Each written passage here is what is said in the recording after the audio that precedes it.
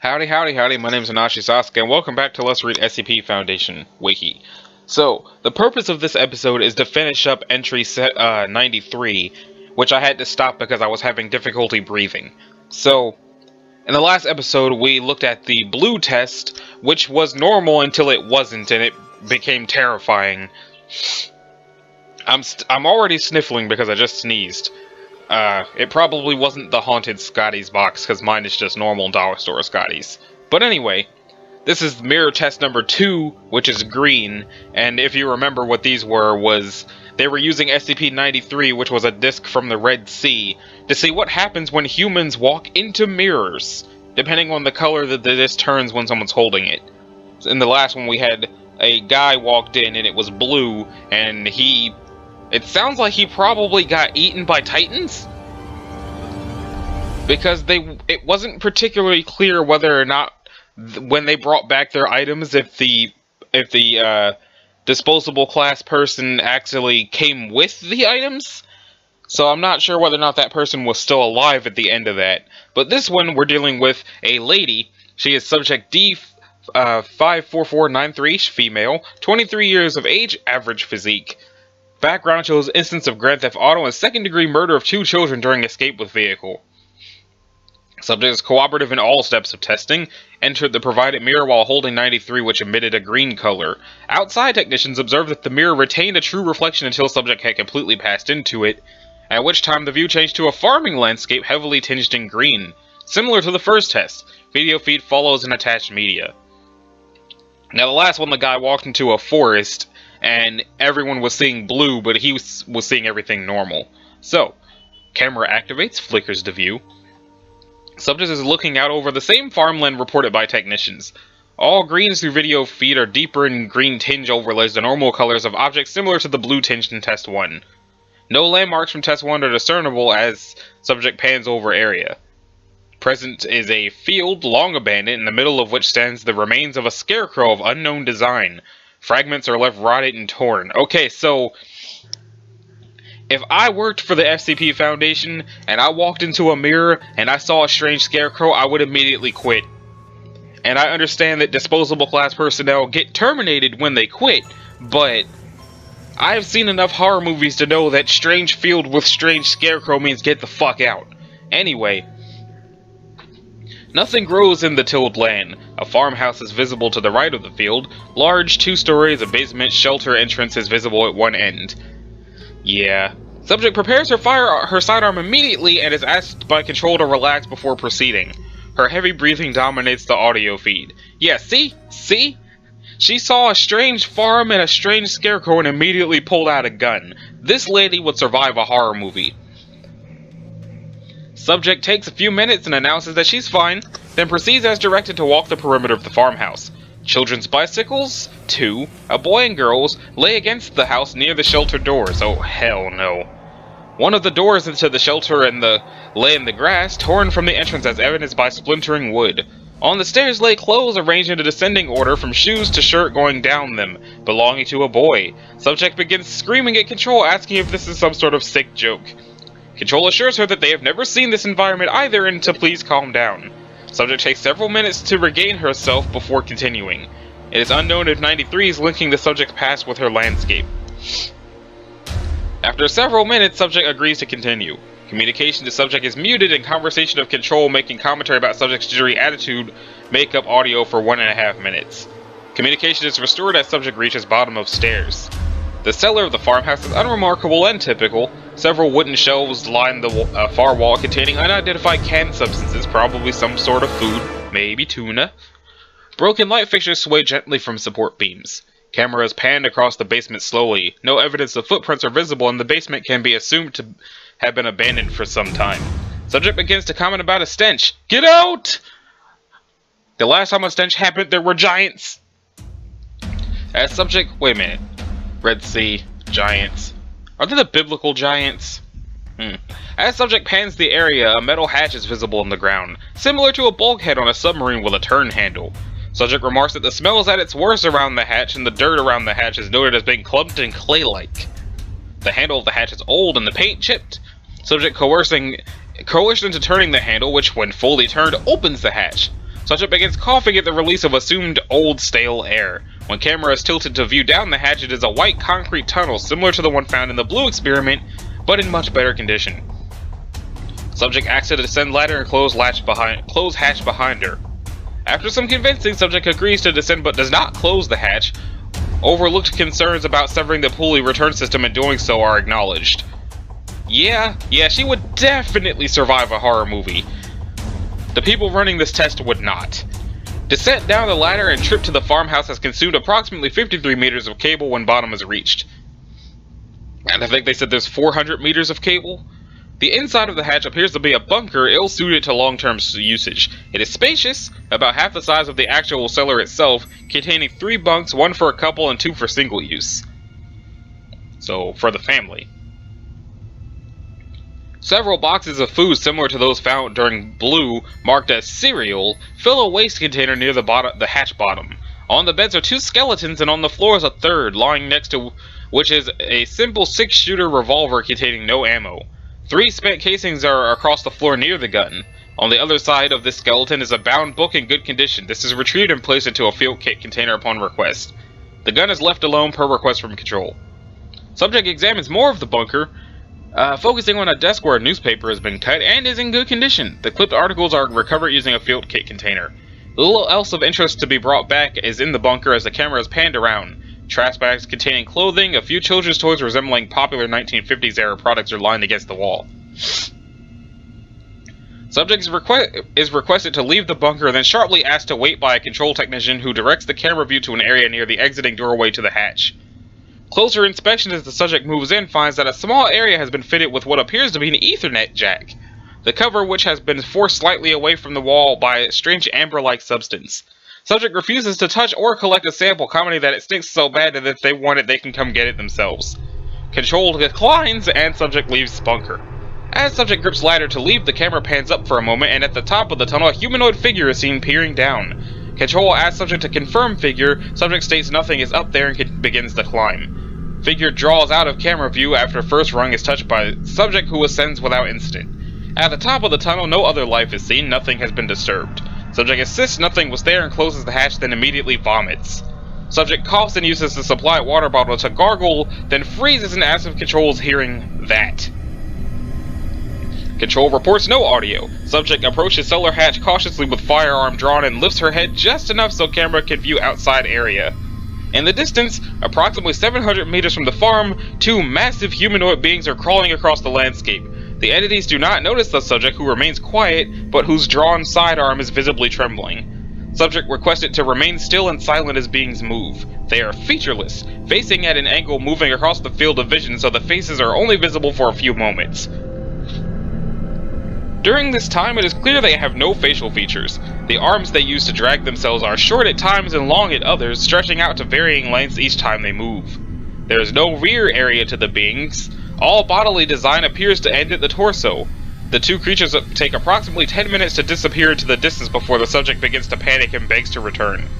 Request denied. Subject instructed to enter the home from the cellar and not to leave the home under any circumstances. Yeah, this sounds terrifying. It's a good thing I'm reading this in the middle of the afternoon. The first floor is... let's see. The first floor is entered through a hatch in the ceiling/floor that opens with rusty creaks that cause subject to pause for 37 seconds before continuing upward and entering a kitchen. A heavy layer of dust coats all items in the kitchen. The refrigerator is left open, all food is spoiled. Adjacent to the kitchen is a living area that subject enters slowly. There is a recliner, a couch, and a television, all of 1950s style design. In the recliner is a laptop whose case also resembles 1950s decor and is coated in heavy dust.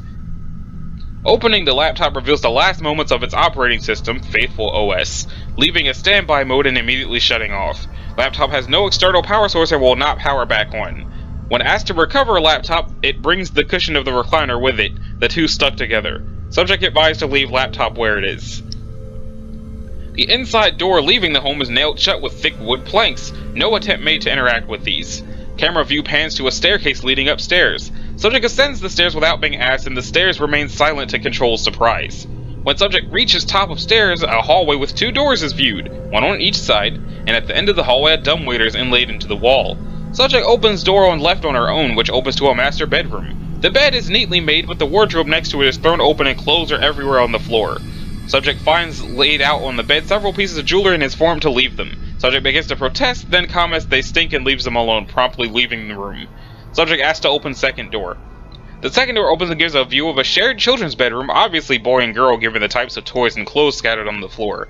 There's also a window which subject approaches and wipes with a curtain to clear dust. Subject requested to move camera to window and does so. The farmland is visible at approximately 40 kilometers from it at best guess, a city. As the camera starts to draw back, it pans down and films the area around the house. Approximately 300 figures similar to those from the footage captured during Blue Test are visible around the home, all staring up. Subject asked to confirm figures but states nothing is there. Subject requested to return and quickly agrees. Egress from the house is uneventful. Pulley system shows no erratic behavior. As subject returns to point of pulley wire's origin, a loud groaning noise causes the picture to reverberate. Technicians at control report they also able to hear the noise and experience the vibration. Subject returns through point of origin without investigation and mirror returns to reflective surface. 93 relinquished, video ends. Once again, the newspapers are filed as blank. So, this lady definitely survived, but these creature things are weird. Okay, next up. Subject, color violet test.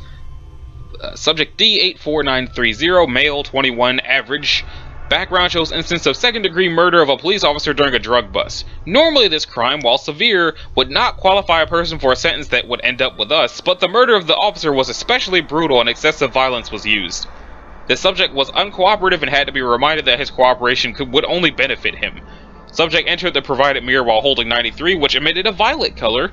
Outside technicians observed that the mirror retained a true reflection until subject had completely passed into it, at which time the view changed to a cityscape, urban, lightly tinged in purple, similar to the first test. Video feed follows in attached media. Camera flickers to life and pans around the area. Subject is in what appears to be a modern downtown district similar to a city like New York. The streets are mostly bare except for a few cars of unknown make or model. These cars look highly advanced and streamlined. Subject attempts to look into the car with windows without being instructed to, but backs away, remarking there's a rank-ass stank coming from the areas around most of them. Rank-ass stank. So, subject gets persuaded to move closer to one car and does so with coughing, wiping off a window which is covered in dirt. The inside of the car appears to be completely filled with a strange brown matter. Possibly shit. There is nothing at all visible other than the brown matter. Two other cars produce the same results, however a fourth vehicle seems more recent than the others and the insides are immaculate. The doors to this vehicle are also unlocked and subject quickly gets inside, then shuts the doors. Subject is chastised for this behavior by Control, who reminds him his lifeline is nothing more than a cable, which is sturdy enough that closing the car door does not injure it, but they cannot recover a person in motion. Subject argues with Control over this issue and pans the camera across the dashboard, pointing out he couldn't drive away even if he tried. The dashboard is void of any recognizable controls, no ignition, no steering. It has several blank screens that are theorized to be a GPS system. Subject remains in the car while Control discusses how to proceed since the city landscape is far larger than the previous test destinations. Control debates this issue while Subject stares around the cityscape from the car. During one pan, a face is clearly seen staring into the car, eyes watching the subject. However, this was not noticed until post-test footage review. Subject made no comment regarding this entity at any point. Control shortly informs the subject to remain where he is and an escort team is dispatched through the mirror to join him.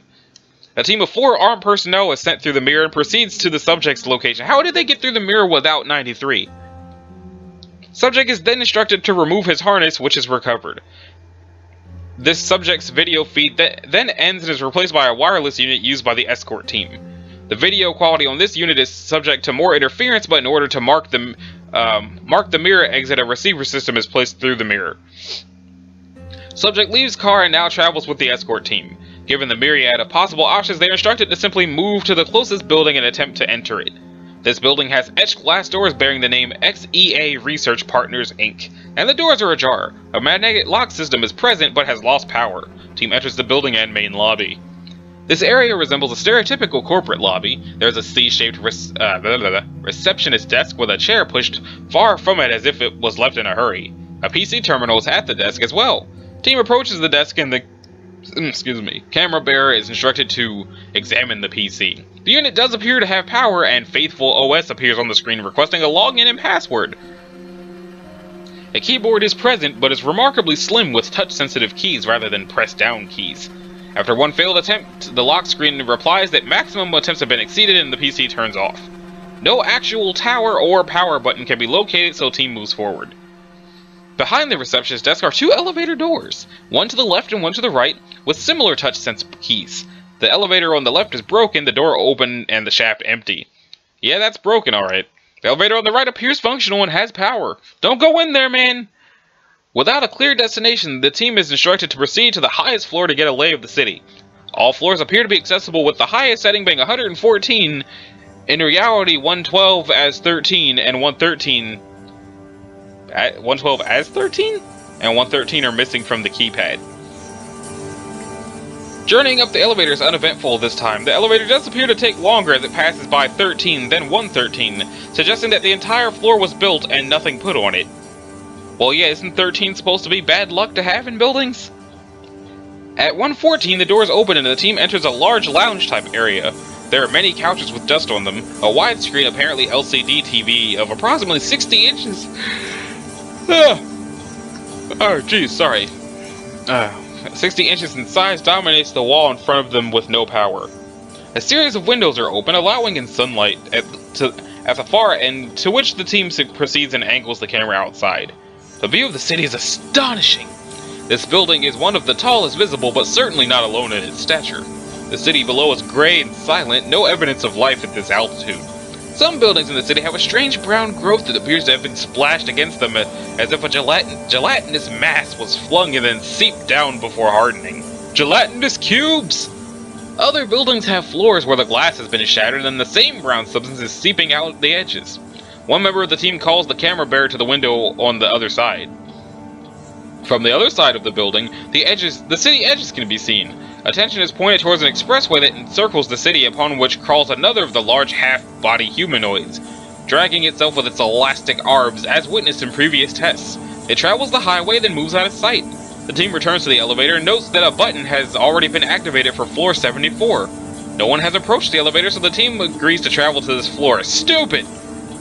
On the 74th floor, the doors open and reveal a waiting area to what appears to be a doctor's office. At the reception desk, there is a sign-in sheet with a series of names and dates. The dates on the sign-in sheet all carry the year 1953. A PC at the receptionist area is on and functioning as a user desktop. The background for the PC is a large set of praying hands with the word Faithful OS under them. On the desktop are a series of folders with years on them containing files that, when clicked using the center button of the mouse, open to a word viewer. All files appear to be appointment information. On the desk is a notepad titled, "From the desk of Dr. Borziski, Blessed Purificationist." The door to the doctor's area is sketched with the same name and title, as well as a crucifix. Opening this door leads to a white, dust-free hallway that has two examination rooms and a key-coded door at the end. The examination rooms are unremarkable and typical of any doctor's office. All medicine cabinets are empty. A small amount of C4 is placed in the lock to the key door at the request of control and then blown, forcing the door open. The area it opens into is much larger than the reception area itself and seems to contain a series of large containment capsules. There are a total of 6 of these capsules. 2 are broken and a brownish amber material coats the floor coming from them. 1 is empty. The last 3 have nude humans floating in them with breathing masks. Attached to the front of these tubes are medical charts showing vital signs and conditions. For symptoms, the charts explain in somewhat awkward English ailments that seem more like flaws of personality or character, or just incidents that have occurred with the patient. Control asks for a zoom of one of the patient's pages on the chart. After focusing, it reads, "Citizen Jennifer McZerka did suffer a lapse of the heart that did lead her to lay with her neighbor twice upon nights of her husband's departure from their home. Patient did submit herself into the Lord's and our hands for cleansing of mind and body. Prayer administered by High Father Ualakin, and patient submitted to a 3-day period in the Lord's tears to cleanse her system, then released in good spirits." The topmost page reads, "Citizen Alberius Farafan struck out at a High Father during sermon, blaspheming that the Lord's tears did turn his daughter to be unright in mind and heart, thusly laying blame for her whorish activities at the feet of the High Father and his blessing. With no proof of these blasphemies, the forgiving judge and the punishing judge did agree that Alberius Farafan should bathe in the Lord's tears himself for a week, to be cleansed of mind and soul, and thus to prove his daughter's ways are fault of not the father's hands, and to give him peace of self. Subject, who has been traveling quietly with the escort team, now begins to panic. The camera pans to focus on him, and he's surrounded by entities similar to those witnessed in the first 2 tests. Escort team reports that Subject is having a panic attack, but Control requests them to stand still and wait. Subject screams at the entities, which are denied to exist by Team Commander, stating Subject is alone in the corner. Control requests that one team member be dispatched to approach and recover the Subject. The escort team member approaches the Subject as ordered. On the video, the figures part to make a pathway for the approaching member, who lifts Subject to his feet and brings him out of the corner. Figures on video are then seen closing ranks to close the path. Subject is lifted by his feet by an arm and escorted through the figures that close their ranks when Subject is moved. They remain steadfastly staring at the Subject no matter where he moves to. Control requests the team to return now. Team turns to leave. Before leaving, a team member mentions something noticed at the reception desk, a binder labeled The Lord's Tears. Control requests binder be returned as well, and it is stowed into the Subject's field kit. The team returns to the elevator and returns to the ground floor. Upon leaving the building, Subject points down the street towards direction of entry point. The camera pans to a section of raised expressway, across which one of the large torsos is crawling slowly. The entity turns its featureless head to look at the escort team, raises his head to the sky, and emits a bellowing sound. So probably something like or something. Team leader issues the order to move, heading for the spot marked by the wireless video receiver. The creature on the expressway extends an arm that stretches to touch the ground before the camera moves to the port. All team members save one move through entry point. Subject moves through entry point and mirror returns to reflective surface. 93 is dropped by Subject, who panics and tries to fight his way out of the room. Subject is terminated by Team Leader after he draws the field kit pistol. Team Leader requests portal be reopened, but it takes several minutes to find someone who can hold 93 and generate a similar color. When a matching color is displayed and applied to the mirror, the video receiver is visible, and all individuals report a horrific smell. Team Leader moves to the entryway with Control Person Blank. The uniform and possessions of the escort team member who was left behind are present and recovered, but the member himself is nowhere to be seen and does not respond to shouts. Member assumed KIA and wireless receiver recovered. Control and escort return through entry point and mirror returns to reflective surface. Later review of the recovered camera shows escort member Blank grasping at the air where entry point should be and then turning to look up at the oversized torso. A brown gel seems to drip off the creature as it moves that disappears shortly after being dislodged as evaporating. Several shots are fired at the creature's face with the automatic weapon carried by Blank that land in the face of the creature, causing a spray of less viscous brown liquid to pour forth from the wounds. Blank screams obscenities as the face of the creature descends upon him and the camera is pushed to the ground. Camera feed remains dark for approximately 65 seconds before light comes back and the camera films the creature crawling back to the expressway and pulling itself onto it, then crawling in the direction it was originally headed. Blank believed to have been absorbed by the creature and perhaps digested. This may have been an example of how these unknown entities feed by direct contact with living material. Further study is recommended to be avoided on this issue. Return ledger filed as blank. The next test is the yellow test. Okay, D-class subjects no longer authorized for testing. Testing focus has been shifted to data collection after analyzing the articles brought back from the previous 3 tests to better understand the fate of the world accessed by 93 and determine if safeguards or practices are required for our own world. Analysis of the brown fluid on the clothing of the lost team escort member Blank has been filed with other recovered articles. Dr. Blank has volunteered for this test as out of the possible candidates, he was able to cause 93 to undergo a new color change. There is no evidence in Dr. Blank's background of any illegal or criminal behavior, nor of any psychological problems. When presented to the mirror, the view changed to that of a cubicle office environment. For this test, Dr. Blank opted to use the wireless video system and forego the pulley return system, stating he was confident he would be safe as none of the torso creatures have been witnessed within a building where the mirror's destination showed. Video feed commences after Dr. Blank has crossed the mirror. As with prior tests, 93's current color yellow tinges all video material. Camera flickers to life, pans the white cubicle constructs. All 30 are visible. At the far end from the point of entry is an office module built into the wall with frosted glass walls and a glass door. Doctor approaches this door and investigates the etched writing on it. Senior Manager Stanley Millimitz. The door is unlocked. Doctor enters the office and examines the desk. A coffee cup is on the desk, a dark brown stain covering half of the inside as the liquid evaporated. There is a donut on a plate which Doctor picks up and lobs at a wall. On impact, it thunks like a rock and falls. The file cabinet in the corner of the room draws Doctor's attention, and he goes through each shelf one at a time, stopping in the second drawer and taking out a file, then going back to the first and taking out 2 others. Continuing to the third and fourth drawers, he withdraws 4 additional files and spreads them all out on the desk. The files are blue filing folders, and he points with a finger and camera at a symbol on each of praying hands, stating aloud for the camera that all other files are stored in yellow folders. The blue folders are placed in his field kit. Camera attention is turned to PC on the desk, which is logged in and functional. Doctor comments aloud, wondering where these devices are getting their power from, as he has noticed no power outlets. This PC's desktop contains the logo of Faithful OS, and it even has sounds!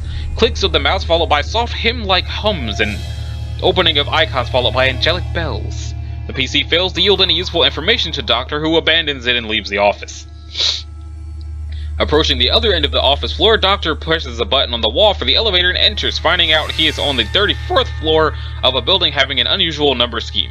The keypad layout goes from -115 to 115 and includes all floors.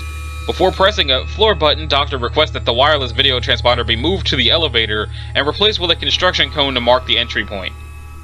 A second transponder unit is placed outside the elevator, and Control is instructed to recover the second unit and seal the test chamber should something happen to him. Then, when all is arranged, he presses the button for floor -115. The descent down the elevator is long, consuming 15 minutes. During this time, the camera experiences one malfunction where the image jerks and turns to snow, restoring to show 14 other figures in the elevator with Doctor as the video pans around, all of whom move as he moves to allow him space. They remain for 35 seconds, then the camera flickers to snow and returns. Doctor is now alone in the elevator, dancing as is assumed by the ducks and sways of the video feed.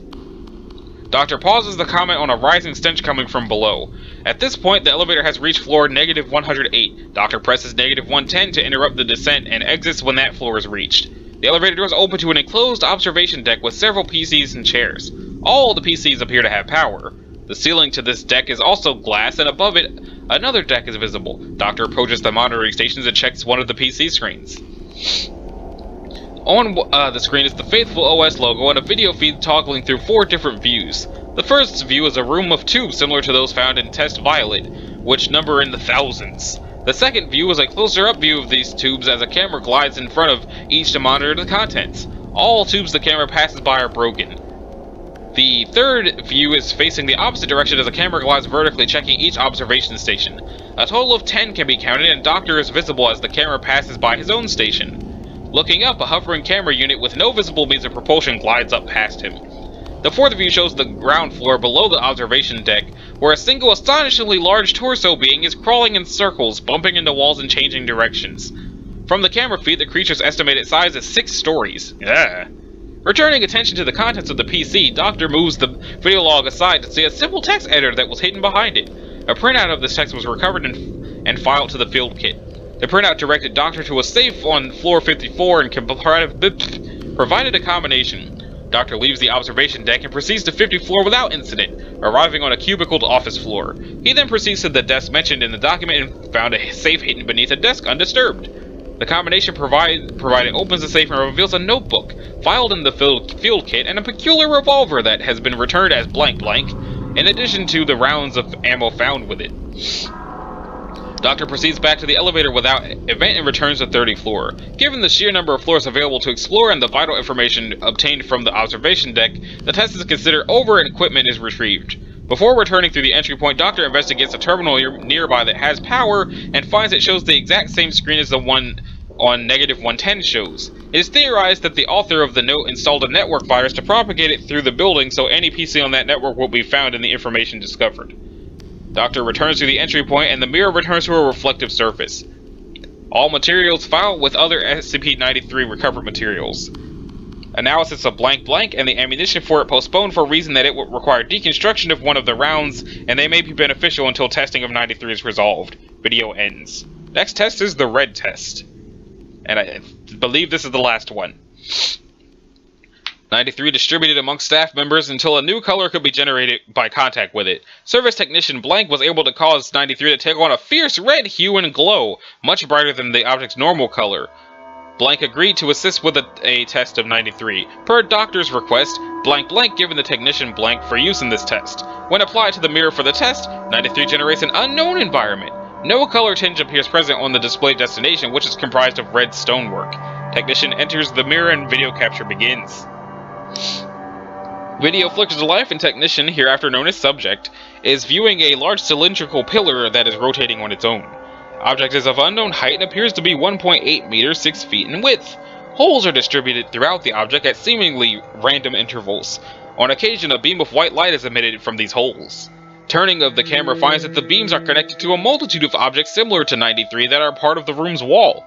The room turns out to also be cylindrical in shape with countless copies of 93. Subject turns back to entry point and finds it is a section of the wall that is missing its copy of 93, presumably the one carried with subject. All other sections of the wall on inspection are also found to be missing their copies, leading to speculation that this may be some sort of central array. Subject finds a ladder in the floor while examining the room and proceeds down it at Control's request. Looks like I'm about to sneeze. Excuse me. The ladder exits into a large clean room full of computer equipment that appears antiquated compared to previously encountered equipment. Large computers running on reel-to-reels are clicking and spinning at various locations. A light bulb of unknown meaning turns on for 10 seconds and turns off. A large CRT monitor is displaying single words in 8 colors at roughly 5-second intervals. While observe the words clean, unclean, clean, clean, lost, unclean flash on the screen. Proceeding through the room, it ends in a large glass window as another observation deck. This deck looks out over another series of tubes as witnessed before, but far fewer and filled with a blue liquid. What appears to be an electrical current dances over many of the tubes at erratic intervals. At least 5 tubes at first glance are empty and broken. At the observation window, a keyboard is present on a pedestal awaiting a selection to be made. The options available on the screen are tube status, which waits for a numerical input, reports, situation X549, situation X550, evacuation log, bullshit, agent blank report, and facility fire plan. Video expunged. All sections that generated text were transcribed by subject and verified by a control member who passed through the portal to recover them. This process took approximately 2 hours and video feed was deleted to condense this report. Recorded documents are filed as blank blank blank. Video interrupted. Control lost contact with subject approximately 30 minutes after departure of control tech. Subject was asked to remain in area and observe the machinery in the containment room to make observations for debriefing. The 93 mirror portal returned to a reflective surface prematurely and all video contact with subject was lost. Control was unable to reestablish due to 93 being across the mirror. A time lapse of 1 minute 48 seconds was recorded before mirror portal reestablished itself as subject returned through portal. Subject appeared to be in good health and condition despite the time loss, but spoke little. During an immediate debriefing, subject underwent sudden convulsions and medical staff was alerted. While attempting to subdue subject, he displayed enhanced strength and used blank blank to shoot one of the debriefing staff, killing them. Guards shot subject once with a firearm in the heart and once in the chest, but subject did not fall. All staff evacuated the room and a second shot was fired by subject which missed. A more heavily armed team entered the debriefing room and used automatic weapons to dispatch subject. Reports confirmed that subject did not bleed when shot, but instead leaked a green-brown substance that seemed to be a mix of solution observed in some containment tubes and the material recovered during Test 3. All further 93 tests have been discontinued while review of materials is in effect. A secondary tape recording device was found to have activated in the field kit after loss of video feed, and its contents have been filed with other recovered materials. All recovered materials from 93 testing are level 4 classification. Release must be approved by no fewer than 2 level 4 personnel. Okay, so, let's click that button. Recovered materials. Oh, this is going to be a long... So, all documents contained in this file are Class 4 clearance requiring 2 signed approvals to access. Any employees reading past this point who does not have proper classification should consider themselves to be terminated from employment and now subject to disciplinary actions up to and including forced administration of Class A amnesic, immediate transfer to Keter Class security, and death. Okay. Only one item could be recovered during our initial test, and that was a newspaper clipping found attached to a corkboard in an abandoned bunker. Most of the articles were in a state of decay, but one was firm enough for recovery. Most Holy Father announces progress, unclean being cleansed. A rare public address directly from the Most Holy Father of the United Lands of the Sun has declared that the blessed militia has driven back many of the unclean who are skulking our lands now. New Rome, our capital, has been purged of the unclean, and citizens are encouraged to come back to their homes. Citizens who live in the surrounding countryside should not return to their farms, as the unclean still roam the fields and plains around our glorious city and continue to grow in size. The Blessed Militia has developed new weapons which have proven capable of punishing the unclean and driving them back into the unfertile lands. Construction has begun of a system to permanently close the unfertile lands off from our blessed lands in each affected area once all the unclean have been driven away. The Most Holy requests that all citizens of our united lands bow in prayer and offer tithes to recognize the sacrifices of our blessed militia in these troubled times. Reports have been coming in that falsely accuse the blessed militia of having committed sin against the citizens whose homes they are now inhabiting as they travel bravely through contaminated lands. The Most Holy would like to remind the people that blasphemy against any who wear his mark is the most grave of sin, and unfounded accusations will be punished accordingly. We should work to support he and his men however possible, just as they lay down their lives for us, the sinful rebels who... Okay, so, green test. Our secondary test recovered many materials that helped to establish a sequence of events for this alternate world. The diary recovered provided a glimpse into the last days of the owner of the home from which it was recovered and may present activity in other areas of the world as well. Okay, so newspaper article 2. Farms surrounding the city of Silver Feathers have reported being unable to contact neighbors across voice or video feeds in the last week. Until an approval is granted by the regional High Father, an investigation cannot commence, but he assures the people that these events have not escaped his attention. Residents are advised to notify their local Blessed Voice daily so any further disappearances can be addressed immediately. Residents are also advised to begin stocking their shelters to be prepared for any situation.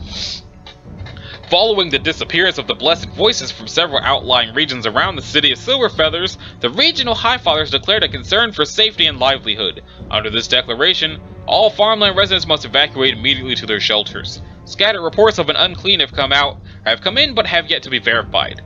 4. The City of Glorious Song has stopped responding to any and all communications. The worst can only be assumed, and our hearts go out to any who are in the region who are unable to hear our words. The City of Silver Feathers Blessed Militia has reported several incursions by the unclean into the city and have exterminated 4 of the abominations before they could become a danger to any residents. The Regional High Father reminds the citizens to avoid any direct confrontation with the unclean. Conventional arms do nothing to the unclean. Only the most holy of implements will penetrate their sin, so do not put yourself in danger. Any citizens who suspect their neighbors indulging in heavy sin should immediately contact the Blessed Militia through designated checkpoints. Diary, blank blank blank. I have the distinct feeling we're going to die, so I'm going to write all this down now for whoever comes along and finds our bones. My name is Herverv Jekelziv, and I'm a farmer. I grow the rab sticks and the huskiers. I don't know what rab sticks are supposed to be, but I imagine huskiers are corn. We raise the inks and the ooms. It's me, my wife, Ophiri, and our 2 little uns, Trevor and Listeria. Damn, these are some crazy names. I got this book and trade from the blessed man who came by for food and shelter. He told us to start getting our shelter ready and not to let no other blessed who coming by even know we're here. Says the whole thing break down, nothing right no more. So I does as he said, got it all ready, be going down there in the next day or so. In the morning he was gone, which made the wife sad as he was polite to us, unlike most of the others. Figure he didn't want to be no birder. Liz went out looking for him to be sure he weren't just around the house. Next day, he didn't turn up nowhere, so we guess he left. Strange enough, Liz found his clothes around a mile or so away and all his gear, but no him. She left it all there, and that's for the best if what happened that I think. I'm no clearly educated man, don't claim to be, but I can put 2 and 2 together, and I tell you that things are bad out there. For everyone, and especially for us, cause it's coming way too close. Sometimes you can smell it, that's when we hide. Smells like a leg of meat that's been rotten for way too long and just won't go back into the dirt. Even the soil's rejected him, I guess, refusing to let him be buried to die. It came too fast. We weren't ready. The smell came in the night. Maybe we would have been fine, but the little ones were afraid, so we went to the shelter. Trev was slow. He saw it, kept staring at it as it shambled by. He ignored us until he screamed when I was getting Liz in the mist down into the shelter. I went to get him, but it was too fast. I saw him standing up there screaming, and then his head came down on him, pressed over him. He tried to run for the stairs, tried to get to us, but then in a blink he was gone and it pulled away. His clothes fell into the shelter like he vanished out of them. I got into the shelter, slammed the hatch, and locked it. I think it knows we're here now. It'll try to get us, get in, take us too. No telling how long we got. Plenty of food though. I was wrong. The food was rotten. Something got into it and I just didn't notice. We're eating what we can. There's food, but not enough, and that thing ain't leaving. It's trying to find ways in. Smelt the smell coming from the life web plug in the wall. Something seeped through it, and we kept away. It got all hard like a rock and no smell no more. Maybe the power in the plug finally let it die. I went up the peak. Cellar's fine. Trevor's clothes are still on the stairs. Peeked outside. We're not going to make it. There were 10, 20, 30. Couldn't count. So many all going in a circle around the house, looking at it with those faceless faces and the stink. Oh, the stink. Went back into the shelter and locked the door. I don't want to see my family rot away. I think faster is better. The miss, she agrees. We won't tell Liz. She'll be the first. Then my wife, my love. Then me. I'm sorry, but I'm not sorry. I gave the best life to my family possible. It was them holy ones what brought this. I'm going to pin this in memory to my great pap. He was old and knew stories older than himself. Says those unclean they preach about, those unfertile zones they say stay out of, all cause the most holy bringing the world together. Them things are the ultimate sin. Everything about us that was evil and pure is them. They don't know nothing but doing what they do. Don't even know why they do it. They just do it. Take us into them and then we're gone. I asked Pat what they were and he lit a stick, took a puff and he said, "Dunno. Nobody knows, nobody who'll admit it. But if you see this symbol, if you see it, you run, boy. You run fast, you run far, and you hide. You never go back where you saw it. That's all I know. I remember the symbol was on the rock he kept on his neck and under his shirt. Next day, Pat was gone, nowhere to be seen. Dad weren't sad, said he knew what happened one day. Pat went home. See you soon, Dad. Pat." Data expunged. Symbol matched symbol found on 93's surface as one of the deeper engravings. Also matched symbols noticed on video feed of final test on 93 duplicates. Violet test, office ledger. The third test with 93 resulted in the unfortunate loss of a security member, but also allowed us to recover a ledger with insight into the medical procedures carried out on the alternate Earth now termed E93. Patient, Jennifer McZerka. Recovery tube 1-1. Mixture, 35% tears, 30% nutrient, 10% HFT, 25% blessing. Summary. Jennifer McZerka is 20 cycles of age, and during her 18th cycle was the victim of a hive riot incident that resulted in brain damage and misalignment of her moral processes. She's prone to violent outbursts and can only be calmed down by impure stimulation. Because of this, she actively seeks out strangers to mingle with, and her parents have requested of the High Father that she be set to the tears to mend her mind and body. Patient accepted. During preparation for the tear, subject went into a rage and the attendant hand went to recover a sedative. Jennifer tore her clothes off and screamed impure words at me, so I locked the door and instructed the hand to wait outside. I'm half shameful to admit I laid with Jennifer a total of 7 times before putting her to the tears. It's been very long for me and her parents have abandoned her to our care, so care for her I will. Before setting her to the tears, I authorized a blessed probe of her body functions and found she is settled now with young and tests confirm it shall be mine. I have mixed her bath to accommodate this and she will soak in the tears until her body is ready to give birth. Patient none, tube 1-2, mixture none, summary none. Patient Alberius Farafan. Mixture 80% tears, 20% nutrient. Alberius Farafan is a farmer who, from outside the city of Silver Feathers, who claims to have lost his family to the unclean. He confronted the High Fathers of the city and demanded compensation and retribution for the loss. The High Fathers deny the existence of unclean beyond the unfertile lands and refuses compensation or retribution. Alberius struck a High Father and was arrested and sentenced to a cleansing of the soul. His mixture is primarily tears that seep into the soul and cleanse his heart and ease his pain. The lawkeeper stated his family is indeed missing, so a sentence beyond the tears has been dropped in sympathy for their loss. I used the last of the HFT on Jennifer, or so I would have used less tears in his bath.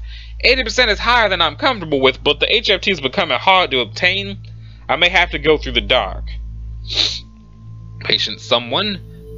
Tube 2-1, 75% nutrient, 25% blessing. A member of the Blessed Militia was wounded in combat. Requested from the High Father. Details withheld.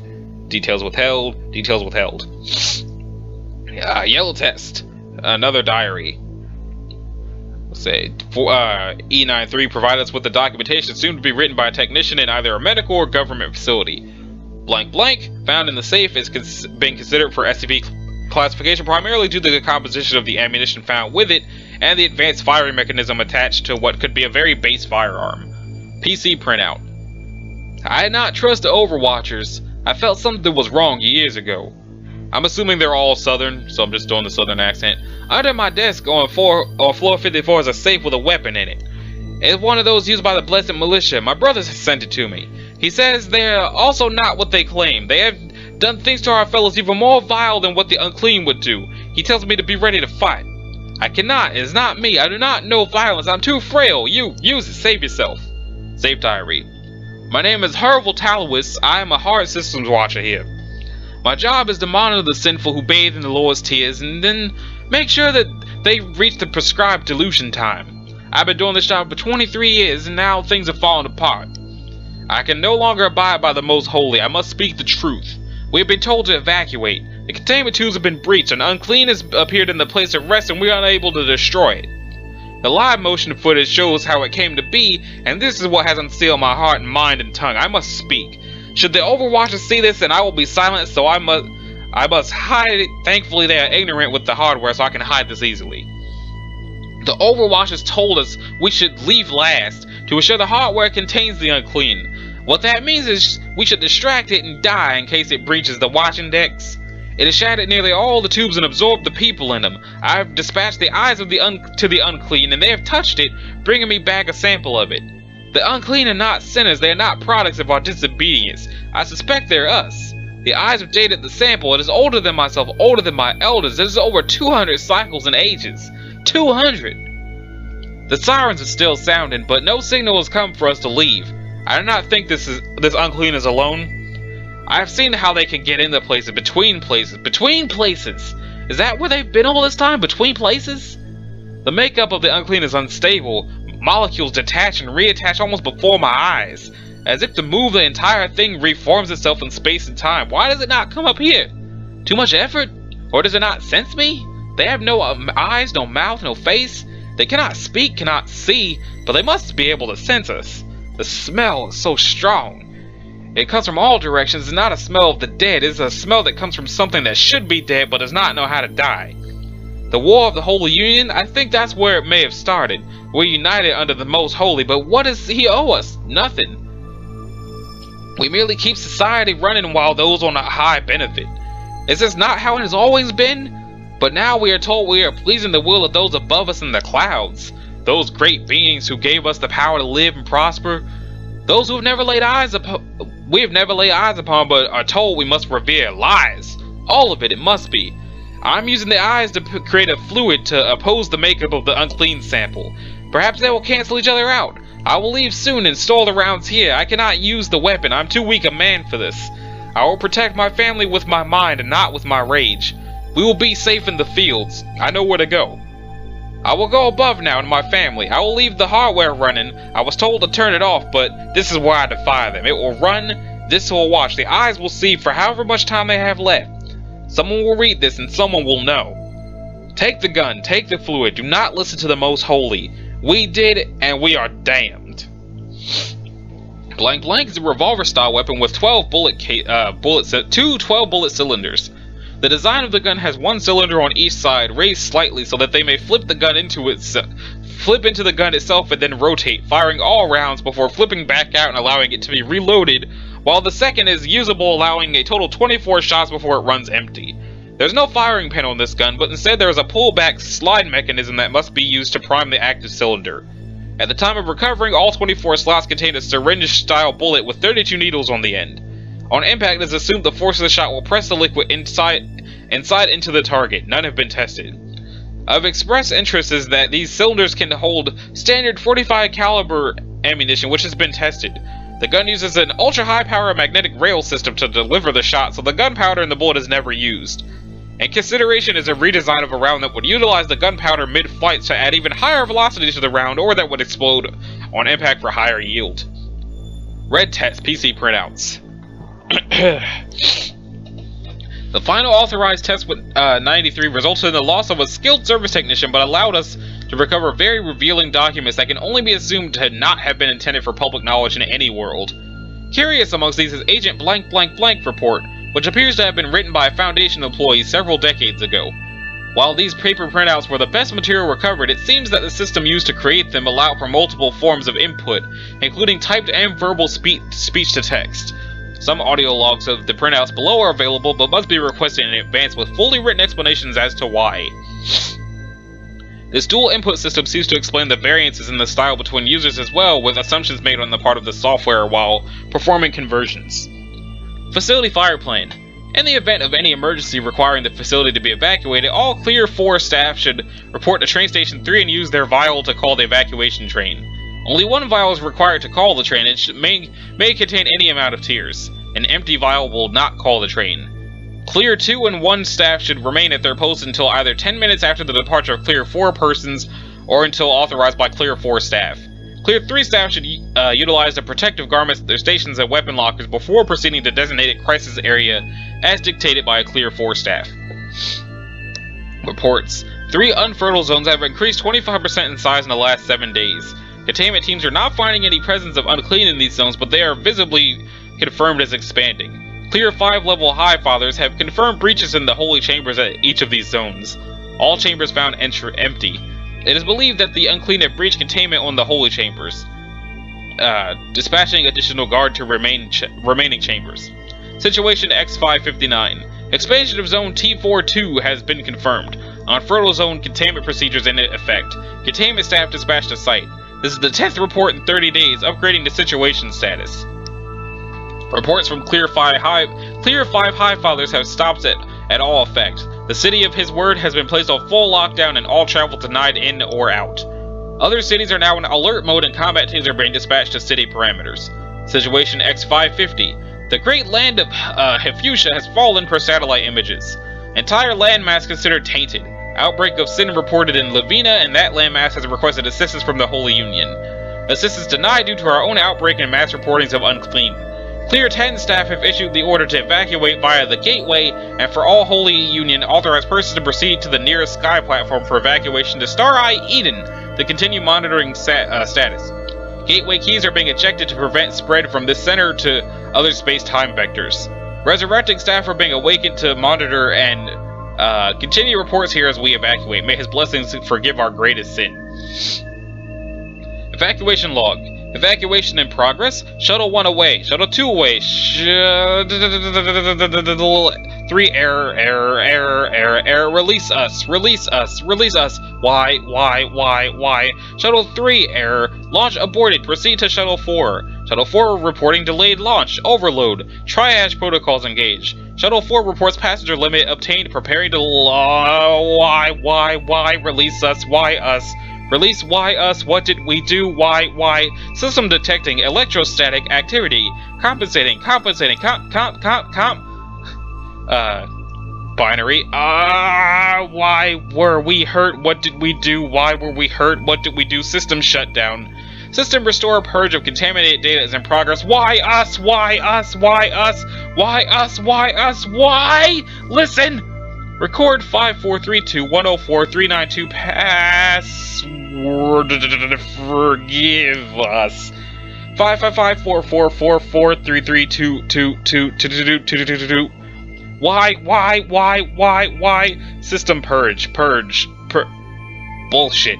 What the fuck is this place, LOL? Okay, so like, there are people typing stuff here, so I'm gonna type 2, LOL. So like, I found this rock in the pond by the house, and it was all kind of glowy and stuff when I picked it up, so I'm like, oh wow, pretty! And when I picked it up, the pond, you couldn't see the bottom, so it was weird with this glowy rock thing, LOL.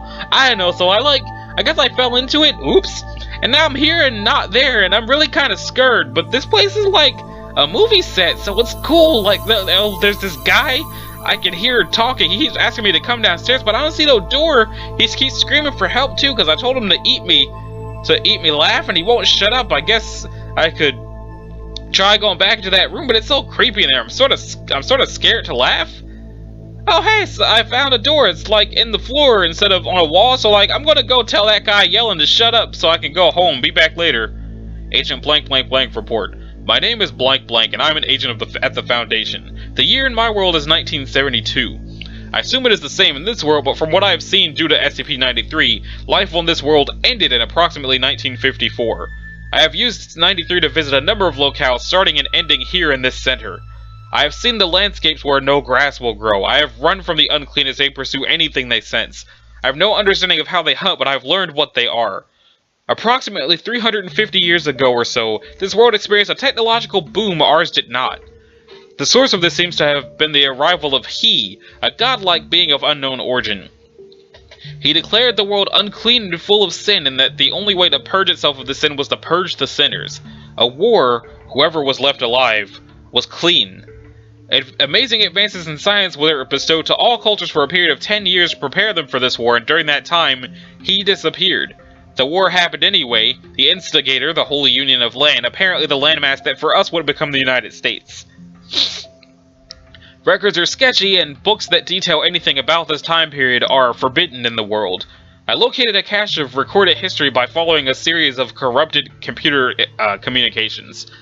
It seems the primary weapon used in this war for his love was, in fact, people! Exposed to something called his holy tears, a liquid compound I have seen in use even today in abandoned medical facilities. His holy tears purge the sin from the unclean and make them love him. At least that's what the label states. The records I have recovered are very unclear about how this war was waged, except to state his holy chosen walked the lands of the sinful and took their sin unto themselves. Those who cried for his salvation received it and are now our children. Those who denied his love were purified in his radiance. But something apparently happened no one knew how to deal with. The unclean, the large creatures that are half a man and devour whatever they touch that lives and breathes. I actually found a scientific report written by someone who stumbled here with a SCP-93 copy. These creatures are the result of exposure to a very pure form of his tears, resulting in a genetic apocalypse occurring within the exposed. There are terms in here, something about a quantum restructuring. I don't understand any of this, but it means they were once humans like everyone else that couldn't be controlled, but they could be contained. They seemed to be attracted to his tears, and a central point was established in various regions where a person with the purest form of his tears stays, keeping the unclean in that area known as an unfertile land. Something went wrong with that too, not sure what, but everything fell apart. The power structure, the culture, the people, all of it fell to ruins, and now those things shamble around the land as its new owners, with no purpose or direction. You can stand next to one if you can stand a stake, and they just slip right past you. If you catch their attention, though, that's it. They move like lightning if they need to, and like a snail unless they have reason to speed up. Sometimes, I think they chase just to do it. Others, they move to kill. I think someone is in this facility, or someone's. I keep hearing voices and requests coming from areas under the floor. I want to leave this before I explore the facility any further. I've sent SCP-93 back through the entry mirror to seal that gate. These things can't be let into our world, nor should we have anything to do with this one. We're simply not smart enough to understand it at all, I feel. I don't think the unclean can die. They're immortal, but they don't want to be. They just want to die. They're in my head, I think? I didn't notice it until just now, but equipment in this room is starting to react to me. Words on the screen begging for help. I remember touching the tears, smelling it, tasting it, just a touch, not eating it, just touching to it, tasting for acidity. We have pretty stupid investigative procedure, I think. The High Fathers are alive. They have technology we only imagine in our comics given by him. Some of the records on this machine indicate space travel, but they didn't go far. Just far enough to watch the world fall apart and wait to come back and take it, but if they're up there, who was in this building with me? I've seen the faces of the people, the unclean. They show up on the pictures cast by the machine, in the room with me, watching me. I think they're everywhere on this world, only seen by machines now. They don't look sad or happy, just curious. They want to know why. Why them? Why did it all happen? I don't know, I just don't know. They showed me things when I touched them. It's not quite like the records say. The unclean remember it all. Every person they touch becomes part of them, safe inside them, but dead to us. Every mind, every feeling, every terror, it's eternal to them. I kind of want to join them, but too much to do. They want me to find him, kill him. There was no war, it was him, it. It came from between the folds of time and space and worlds and light and dark, something that is but should not be, slipped in and called out to them as their god, and they believed it, and they tasted it, and they touched it, and laid with it, and became its property, and it did its will, and it is still here! The SCP-93, it brought with it pulled forcefully with it, built it. I don't know, they don't know, but it belongs to him. It lets him move between places, between worlds, so I broke it. I threw pieces of it away, through holes, so those doors are closed just like ours is closed. I can't go home, so what else can I do? It calls out through the rock somehow. It knows where they are, but can't touch them. But if you hide the rock, he can't call out, and he's stuck too. I got you, son of a bitch, I got you! Bang, bang, I touched him with my fists and my gun, and he fell down, but he'll get back up soon. I'm sorry, I did all I could. Let me sleep now, please let me Okay, so, that's it for SCP-93. I'm glad I made that be a separate episode because finishing SCP-93 took an hour by itself. So, this has been Anashi Sasuke. This was Let's Read SCP Foundation Wiki, and then the next episode will continue with entry 94. So, thank you all for watching. I will see you next time. Later.